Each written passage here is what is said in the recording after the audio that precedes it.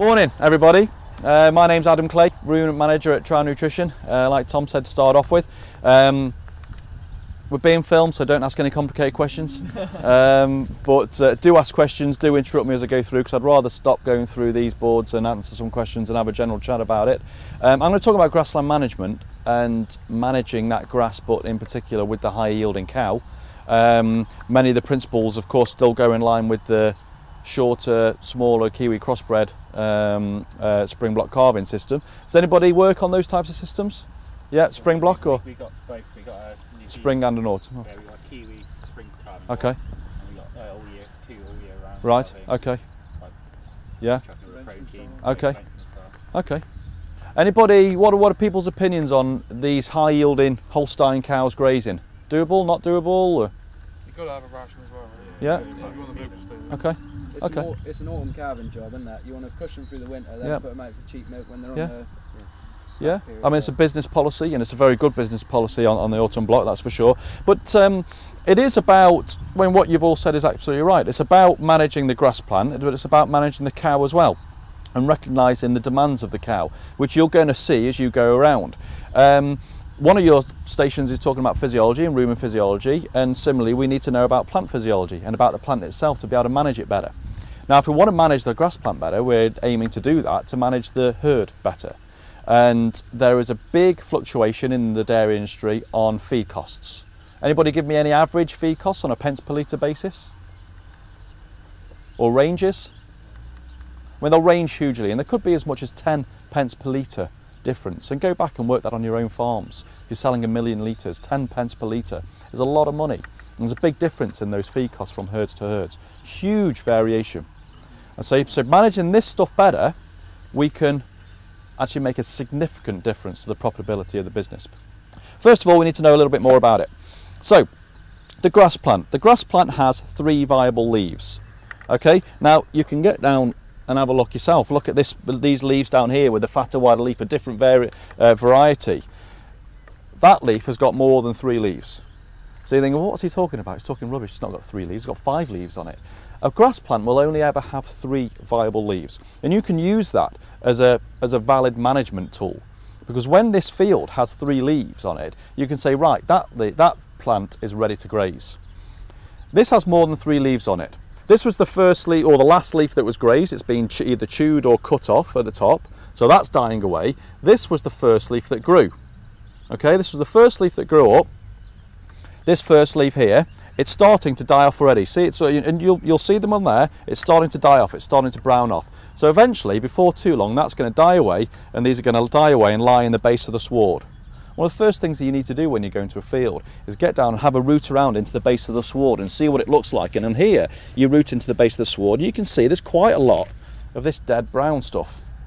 Okay, so every time a new leaf sprouts up, that first leaf dies away, and it dies away into the base of the sward. It rots, it'll turn butyric, it'll prevent a cow from getting the nose down into the base of the sward to get a low residual. Okay, it'll also prevent the sunlight getting to the base of the sward as well. Okay, so then you'll end up with quite an open sward and an open pasture.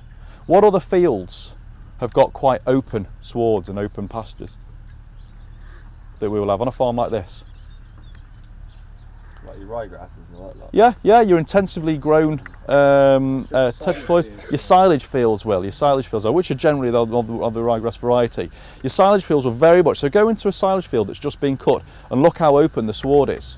And then go into a well grazed field, or even a field that's grazed by sheep and taken down. It'll be very, very dense in the base of the sward. Now that difference can more than double the amount of dry matter that you grow and consume off that field. More than double it. Okay, so we're looking at the difference between 5 or 10 tons of dry matter grown in that field. Well, that is a significant saving and a significant money in the bank, or in the silage pit, or ideally in the cow. Okay, so making sure we utilise as much as we possibly can in the sward is absolutely imperative, and knowing the physiology of the grass plant is very, very important. I said before under residual, what's a residual? The amount of grass on the ground. Correct, the amount of grass that's left on the ground after the cows have grazed it. Okay, does anybody know what an optimum residual should be? 1500 kilos. Yeah. The Kiwis will tell us that it's 1,500 kilograms of dry matter per hectare. And that's the scale that we use. Kilograms of dry matter per hectare, and work everything on that basis. Okay, because then you can say, well, I've got 1,200 kilograms of dry matter per hectare available. I've got 1.2 hectares in that field, and that field is 1.2 hectares big. So you take your 1,200, times it by 1.2, that's the amount of grass you got available. Okay, but your residual is what's left. And your residual should, in theory, be 1,500 kilograms of dry matter per hectare. How high is 1,500 kilograms of dry matter per hectare? 3 inches, 4 inches. Yeah, it's very, very low. It's a bit lower than that. It's lower than that. It's about 4 or 5 centimetres. It's a hard job to train your cows to get that. Very hard job. Okay, so now if you've got your spring block calving herd, your Kiwi crossbred cows can go out there. It takes a long time to get a residual of that level. Okay, a long time to get a residual of that level. Your Kiwi cows will be able to do it. They've still got to be trained. They've still got to be trained from a young age, absolutely from a young age. They've also got to have the correct pasture for it as well. So it's got to be a clean sward. The entry cover has got to be optimal. So remember we said that the 1,500 was the ideal residual. What's the ideal entry cover? 2.5. I'd go up to 2.8. 2.5 with your Holstein cows will leave quite a low cover, and therefore your intake per bite will be lower. So if you've with your Holstein cows taking up to about 2.8, 2,800 kilograms of dry matter per hectare. Anybody dare to guess how high this field is? 2.6, 2.8. Or no, this one. Oh, this one. It's actually measured this morning at just over 2.7. And it doesn't look very long. That's because Okay. it's even, isn't it? It's even, and it's a dense sward underneath as well. So there's actually quite a lot of density, and we use the plate meter because the plate meter also measures density as well as height. If you had only 2 blades of grass in here that were this high, the plate meter would squash them down. Okay, but because we've got a dense sward in here, we've got quite a lot of dry matter within this field. Okay, so back to my point. An entry cover will allow you to achieve a good low residual. Okay, the field beyond us, I just measured over 3,300 cover. Okay, it's too long. The field beyond that, where the cows are in, I measured the residual at 2,000 cover. So the residual there was 2,000. It's actually quite nice. They've done a good job because it's clear, it's consistent. Okay, so I'd be okay with that, but there's a lot of grass about, and so it becomes quite difficult to manage. But that entry cover is very important. It's also important for you to budget as well, because if you're entering at 2,800, let's take our residual at 1,600, because a 1,500 residual is very, very difficult to achieve. We'll come back to that. So let's take your residual at 1,600. That means there's 1,200 kilos, okay, in that field. So you get your phone out, you get your calculator away in the field, you say, right, I've got a 1 hectare field, I've got 1,200 kilograms of grass available to my cows. I divide it by the number of cows in that herd. That gives me the kilograms of grass that is available, of dry matter that is available to those cows that day.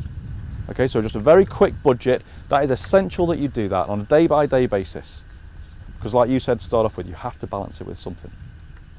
Okay, but grass, plant physiology, very, very important.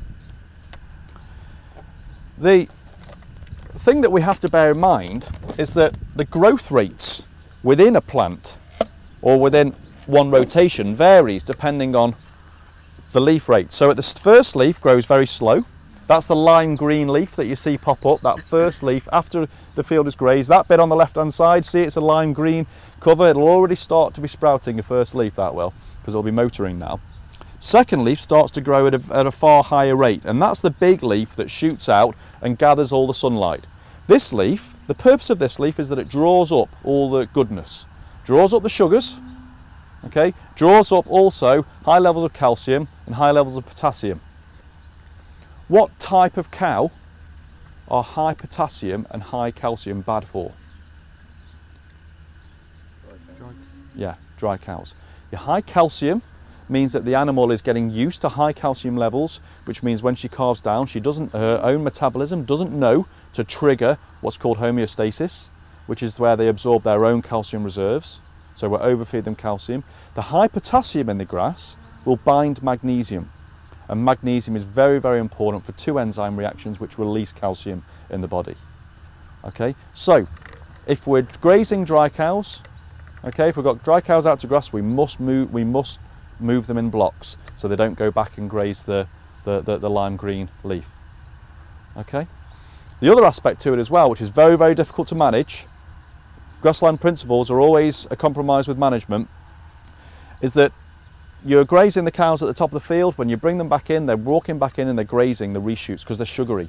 Well, if you're grazing that first leaf, that first reshoot, then you're taking a lot of the sugars out, a lot of the energy of the plant out, which means you're slowing the regrowth rate. So, okay, so that's why in best practice we'll strip graze or paddock graze, but when we strip graze we'll back fence as well. Okay, difficult to do. Exactly, cow track infrastructure is very important. Track up the side of the field is the best way to do it, because then you can open them up in each way. Or paddock it like this, and maybe have 3 to 4 day paddocks. 3 to 4 day paddocks okay, because you're normally looking at about 5 days for this first leaf emergence. So if you can get them off that field within 4 or 5 days, then you're generally okay, you can get away with it. But farm infrastructure is very, very important to grassland management. So cow tracks, track placement and water trough placement. Okay. Problem with this is that the growth rate up here is flying. So this field is at 2.5, let's say now. Well, does anybody know how much grass is growing today? How fast grass is growing today? Yeah, it'll be roughly, I haven't measured in the past couple of days, but it'll be roughly about 65-70 kilos per day of dry matter per hectare per day. Okay, so for another 4 or 5 days, this field is going to be well and truly ready to go in. I suspect there's another 4 or 5 days worth of grazing before they come in here, but it's getting very tight. So before we know it, we've got too much grass. Okay, and we're grazing entry covers which are too high, therefore we lose a residual. And again, all we have to do, everything we try to do is to try and achieve a residual. Because if we achieve that residual, not only will we get fast and rapid regrowths, we will also get 12 ME grass for the whole year round. Okay, 12 ME grass, that's very, very good quality grass. Putting a lot of nitrogen on it as well, though. Pardon? That must be putting a fair bit of nitrogen. Not necessarily. No, not necessarily. Growth rate. Well, you mean to get the quality? No, quality and energy quality won't be related to protein or nitrogen or growth rate. Energy quality will be related to carbohydrates and this energy to fibre ratio. Okay, so as we go on through the growth rate or through the days post-grazing, then if I said that the 3-leaf system or the plant at 3 leaves was the optimum, okay, after that optimum, what do we get? After 3 leaves, what do we get? Still growing. Got loads of silage fields around you. Look at that one. It's gone too far for grazing. Yeah, it's gone too far for grazing. But what are we getting in the plant? The plant's growing. We've got off throwing my 3-leaf away. All we had was leaves. What have we got after that? Yeah, we got dead stuff at the bottom, but what else? What's growing in the plant? Stem. Stem, exactly. What's in stem? Not a lot, apart from fibre. Okay, so NDF is neutral detergent fibre. This is digestibility. So as the plant grows, and we've got a young plant here, a lot of leaf, we've got very high digestibility, very high energy. Okay, once we've got our 3 leaves fully grown, all that we're getting is stem growth. Okay, so that stem growth is fibre. Okay, it's also increasing the level of lignin. What's lignin? What's lignin? Heard of lignin? ADL, it's seen on the forage reports, which is acid detergent lignin. Lignin is the indigestible fraction of fibre. Okay, it's wood. It's the woody fraction of fibre. It's like straw. Okay, straw's high in lignin. So, if we take our grass plant, it's at 3 leaves, great, it's ready for grazing. Okay, we're in there, but we can't get to it because we've got another 3 fields to graze yet, so I'm just going to have to leave it. So I leave it and I end up turning into that pasture next to it at 3,500 or whatever cover.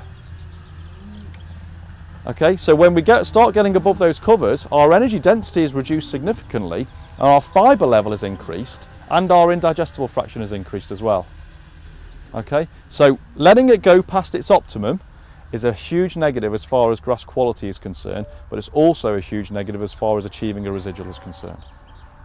Okay? Ideally, what we're looking to achieve is the grazing wedge, which I'm sure you'll have come across. The grazing wedge essentially means that we want all our different paddocks at all different stages. Okay? What we can end up with in a drought is a shortfall, where we have all our paddocks, all our fields at the same growth stage or the same cover level. Okay, which means we haven't got that stepped level where we're always going into new fields at the same rate. What I'm worried about that we've got at the minute is this. We had a later turnout because we had saturated water, saturated ground. The grass didn't stop growing all through the winter, so we've got a lot of grass about, and therefore we've got a lot of fields at the same cover and all too high. So the key is to turn out early, graze hard when you're early, to step the level of grass covers on your different paddocks, because that way you can manage it more effectively. And you do compromise with your milk yield then, don't you? You potentially can do. It's about allocation though. So if you want to, you're absolutely right. If you turn 50 cows into that second paddock and say, right girls, take it down, I'm going to leave you into it until it's 1500 cover, you're going to significantly reduce it. But if no, they wouldn't have it. They wouldn't have it. So if you turn cows out, if you allocate a set amount of dry matter by measuring it or saying, I mean, some of you very closely guess this level, so eventually you get an eye to it. You say, right, I'm going to budget 5 kilograms of dry matter and I'm going to turn them out for 3 hours, 4 hours. I'll turn them out to start getting that step into the grass cover, and then I can build on that, but I've got to buffer at the same time. That's what we do when we Yeah. let them have the TMR in the morning, let them out for lunch. That's it. And then get them in just Exactly. and have TMR before they go in the parlour. Exactly right. Absolutely. You find that you there's going to be so much grass around the dry cows. You've got a problem with dry cows. Yep. This year when he's cutting out with too much hair. Too much grass? Yeah, well the biggest problem there is, does anybody know what the energy requirement is for a dry cow? Pardon? Not a great deal. It's about 15% of body weight for a far off dry cow and about 20% of body weight for a close up dry cow, which equates for a far off dry cow to just under 100 megajoules. So dry matter intake for a far off dry cow should be about 14 kilos. So take a 10 ME grass, 14 kilos dry matter intake for a far off dry cow. So take a 10 ME grass, that's 140 megajoules. Okay, straight away. That's only on a 10 ME grass. There's not many 10 ME grasses around at this time of year. Most of them are a lot higher than that. So we're significantly overfeeding energy to our dry cows in those situations. Grass growth rates vary. Okay, it's a pain. It's a real pain. In New Zealand, then they have a consistent lower level of grass growth rates because they irrigate. Okay, it's far easier to manage. We don't. We get some very high peaks that they don't, but they're very difficult for us to manage. We're here now. Okay, so it's really flying. This is last year. This is a 5-year average. Sorry, other way around, sorry. This is the 5-year average, so it was very delayed last year. But now we're really motoring. We're already up about here now at the minute. So the grass growth rate is really motoring. So we need to get covers down. But actually, so a lot of places now are going to need to separate off and put pastures away for cutting. I'm going to cut straight to the last one because we're running a bit short on time. So we talked about, somebody said, grassland management, great, but achieving a low residual is possible, but we've got more dry matter intake that needs to be achieved. So what is the potential dry matter intake of a 650 kilo cow? And there's a decent range, so don't be shy. There's no stupid answers. 23 to 25. Perfect. Yep, perfect. If you work on 3 to 3.5% of body weight, you're never going to be far wrong. Okay, 20 to 22, 25 kilos, absolutely bob on. What is the potential dry matter intake of this to these girls? Today is a good day, it's a nice day. 18? Bit less than that. 12, yeah, if they're really going well, then 14. I've had a herd that's recorded 16 kilos, but that wouldn't have been for many days. 10 to 12 would be a more consistent, which means we still need to find at least another 10 kilos dry matter intake for these Holsteins. So achieving a residual is very, very important. Okay, but if you lose a kilo dry matter intake because you think they're getting 12 kilos dry matter intake, and then you think you're bringing them inside for 2 hours, and in those 2 hours they're eating 12 kilos dry matter intake, and then you turn them out again and you think they're going to come out and get some more dry matter intake, the reality is they're not. Okay, so if we lose 1 kilo of dry matter intake on a 12 ME diet, that's 12 megajoules. Work on an average of about 5.2 megajoules per litre of milk, that's over 2 litres of milk gone. What's probably happening is that the high protein grasses are forcing milk out of your cows, in which case you don't lose the milk, you get the milk. But what you lose is body condition score. And if you lose body condition score, you lose fertility.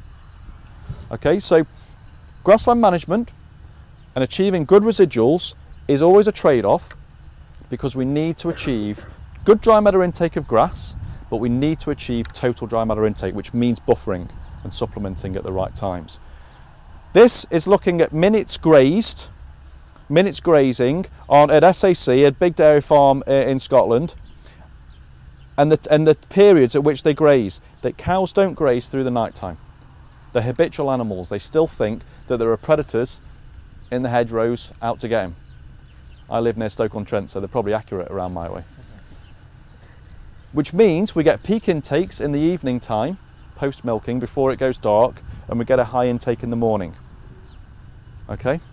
So when we don't want to buffer is after milking in the afternoon, because they're going to go out and they're going to want to eat. They want to eat at that period. So they might eat your buffer, but then they're going to go out and they're going to mess up the pastures, because they're not going to graze because they're full. They're going to eat. They'll eat something. They'll eat whatever you give them, or they'll eat whatever you put in front of them. So if I want to maximise my grass intake, I want to maximise this period here, and then I want to pick the period when they're not going to graze so much. Now, buffering in the morning is good at these times of year, when the daylight hours are still shorter. When daylight hours are at the maximum, I would suggest that your buffering is better off in the middle period of the day, before you're bringing them in for afternoon milking. Because if you want to maximise grass intake, you need to maximise these 2 periods of the day. Yeah.